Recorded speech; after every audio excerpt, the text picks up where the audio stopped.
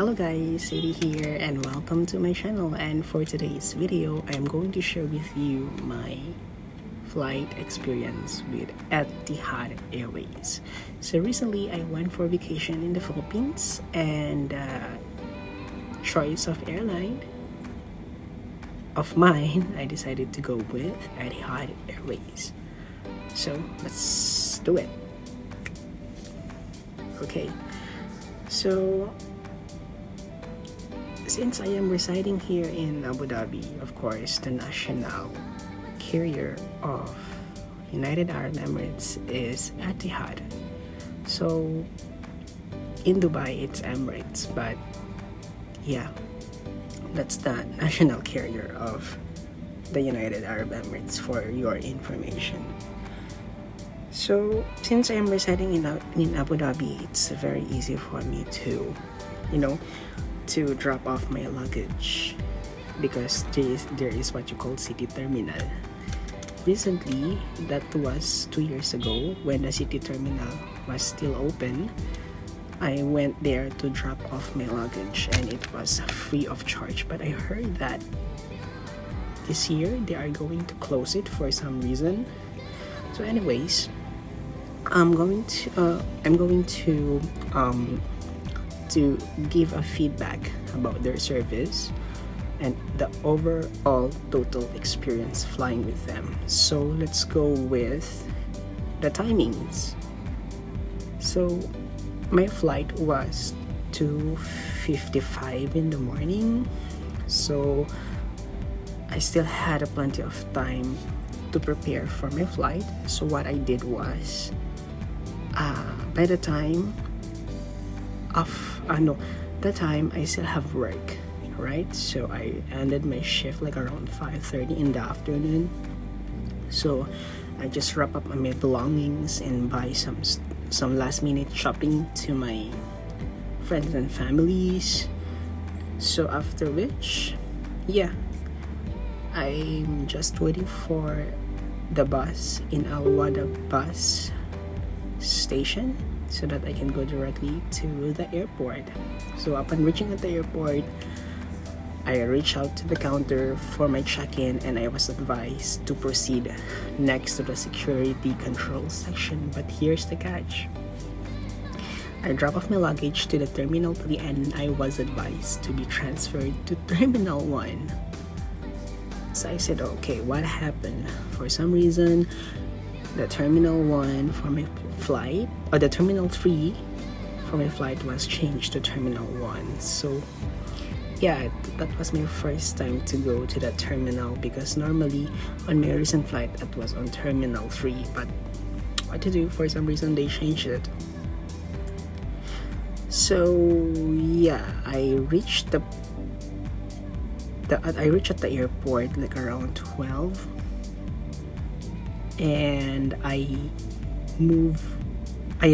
left from the Abu Dhabi bus station like around 10, so that was like a 2 hours travel.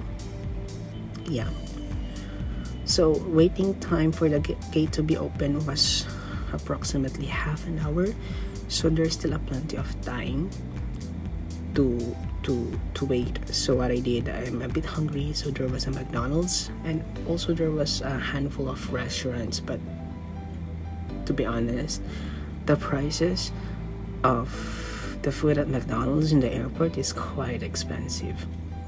Even the McDonald's app that I usually use in the city was not accepted, or it's not accepted at all. I don't know why.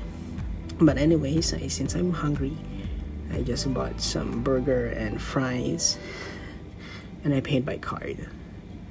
Yeah, and the aircraft that I'm flying with is, of course, as usual, it's the Boeing 777-300ER. So there's a seating configuration of 3x4x3. So it comes with a Pearl business class and Coral economy class for, of course, Coral. So yeah, if you are get used to it in flying with business class and you try to go with the economy class, I think you will not get used to it because of the space is kind of limited. It's not really crowded, but it's like, how can I explain this? It's congested. But for me, since I always fly with the economy class, of course I get used to it. Now we're going to talk about in-flight amenities. In-flight amenities with Etihad, they call it e-box. Here, actually this is my third time flying with them. Last time when I went to Malaysia, going to Abu Dhabi, and Abu Dhabi to the Philippines 2017, and last month August, last month, yeah, it was August 2019. So that was, let's say there was a gap of 2 years each. Their e-box, the touchscreen of their in-flight entertainment, I don't know why I'm so lucky to sit on that cabin seat where the touchscreen of the e-box is not working. I mean, it's working literally, but the touchscreen is not responding if you're going to touch the screen itself. Etihad, you should fix that right away. And also the joystick, the remote control, yeah. There, actually I have some picture here. I don't know if you can see that. Here, this one, yeah, the remote control. It's really not user friendly, guys. I don't know, I really don't use this type of remote control if the touchscreen is working, but I don't have a choice but to use the joystick itself. Yeah, Etihad, you should find a way to fix these things out, okay? And of course the headset itself. Headset wise, if I'm going to rate it from 1 to 10, of course I'm using Bluetooth headset, and I'm not really keen to headset quality like the bass, but it's just a normal headset. There's no noise reduction feature, it's just a regular headset itself.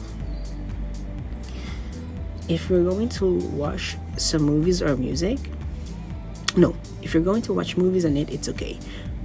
If you want to listen to music using the e-box, please, if you have music on your phone or you have a playlist, just use your phone with your own headset, because the quality of the music when you use this headset, it's not that much. The reason I'm telling you to use this headset if you want to watch a movie, it's because of course the headset jack to the cabin seat is compatible, but of course your headset is not compatible at all with the cabin seat, so you don't have a choice to that. And I was expecting that the touchscreen of the e-box was already sorted out, because man, it's 2019, so it should be fixed out, right? But no, not at all. Anyways, the upside about it is the movies. Good movies, good music, and they have an album of Taylor Swift, the 1989. I watched the Detective Pikachu, which I really want to watch that next time on Netflix, but for some reason I cannot find it on Netflix, and I found it on eBay. So yeah, I watched 2 movies during my flight, and after that I sleep. Yeah, and also for the in-flight amenities, there's also a USB port where you can charge your devices. For me, I charge my own power bank itself, so that on my next connecting flight I can use it just in case that my phone battery is dead. So in the aircraft itself, they have this type of port. This is like it's like a UAE port. Yeah, you see that? So in the UAE, they configure it out the same as the wall adapter in your own devices. So yeah, you can charge directly as long as the captain activated under control. On the what do you call this? They have the control where everything will get activated, because if they will disable it on their controller, then you cannot charge. At this time, there was like an announcement, so it was stopped, and the indicator here was red, so they deactivated. But after the takeoff, it was turned to green, so it's time to use the amenity. Of course, next, yeah. After the takeoff, we were on the mid-air.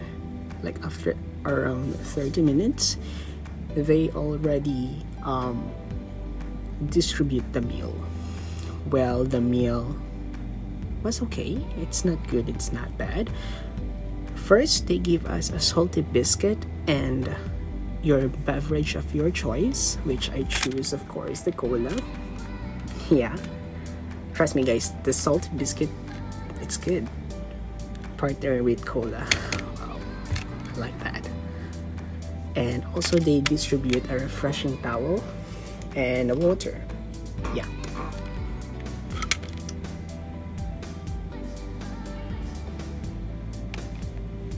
And my dinner was, actually they distribute a menu. You have no, it's not, it's, they didn't really distribute it. It was already on the front of your cabin seat. So there, if you want to order more, it's like you can choose whether it's salt or salty options. So I decided to not to order anything because I already paid for my meal on it. So I decided to choose the pasta, and it comes with bread and a dessert and water. That's it. Yeah. Okay. After the dinner, I as what I have said, I watched 2 movies. I forgot what's the name of the other one, but I watched Detective Pikachu, and after that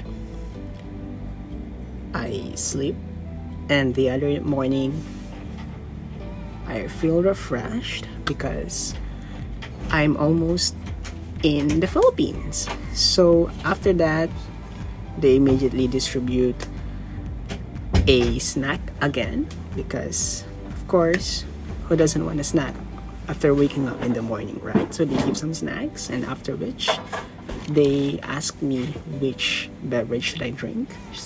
So I choose coffee and milk. Oh, life. Perks of paying this much, and you can have it all. Food is life. Okay, so for those people who are wondering what type of food they are offering, they offer European, Asian, and Middle Eastern meal, and the food was not perfect but was okay. And if you are a vegetarian, you can always request for a vegetarian meal. On before booking a flight, there is an option to it that you need to book, and you need to choose a vegetarian meal, kosher meal, or diet for food for diabetic or diabetes for diabetic people. Yeah, after the food, the in-flight amenities, the accessibility, let's go to the additionals. Yeah, lavatory. The lavatory of the aircraft is okay, nothing to see much, but of course they maintain the cleanliness and it's odor free. Of course, your expectation with Etihad is high because they were rated as a 5-star airline, so you can see that under cleanliness inside the lavatory. So yeah, nothing to see much, but they maintain. There is no odor at all compared to the other airline that I flew with before. Trust me, the odor of their lavatory is I don't want to mention the airline, but yeah. Okay, so the space of the lavatory is just right for you to move freely inside, so hand sanitizer, the tissue is available as well. And the seats, I didn't pay extra for the legroom, but the seat is very spacious, or I mean there was a sufficient space for the seat, as the coral economy seat is 17.5 and the peach was 31, so it's just right. So here's what I took a picture. Yeah, took a picture. Yeah. And for additionals, Etihad also provide a blanket, a neck pillow, and an amenity kit, which consists of eye mask, face tissue, earplugs, toothbrush, with toothpaste during the flight. But that was on my second trip with them, or second flight with them. My third time flying with them, they didn't provide anything. It's just food. I don't know why. Maybe it's because in the morning, but right now it's 2:55 in the morning. That's my flight. They didn't give anything. Really, Etihad, how can you do, or how can you take a toothbrush after eating? And anyway, guys, travel time from Abu Dhabi to Manila takes 9 hours and 5 minutes, and depends if it's late or not. But so far, my experience flying with Etihad, I didn't find any delay flying with them. It's exactly the same time. If they're going to announce this is the timing, that's the exact time that the arrival will be. Yeah. Again, I'm going to compare again Etihad with other airlines that I flew with. That other airline, there was a traffic on the tarmac, so the aircraft that I flew with decided to stay in the air for like 20 minutes, and after that we landed. But of course, I'm a little bit late on my connecting flight to Iloilo City, but it happens. Yeah, we cannot control about that, right? And yeah, cabin crew service. Of course, Etihad is well known for its highest class when it comes to service. No wonder they were rated by Skytrax as a certified 5-star airline. Yeah, though I find the cabin crew service was not excellent, but it's good. You know the reason why? I know you are as a how to say this? During the distribution of the food, the cabin crew was in a hurry. They were asking what food should I choose, what type of beverage. They were pretty straightforward to ask you, that they forgot to smile. You know, your expectation versus reality for the cabin crew is different. Yeah, I can put myself on their end, or I can put myself on their shoe, to be honest, because it's really hard to do their job. But you should put a smile on your face sometimes.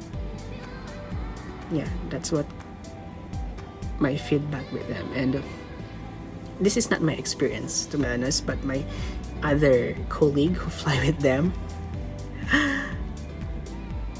she asked for a coffee with milk, but the guy gave the cabin crew gave only a cup of coffee, a black coffee without sugar, without milk at all. So she was pretty upset about it, because her expectation was to give the set of what she asked for, but it's not.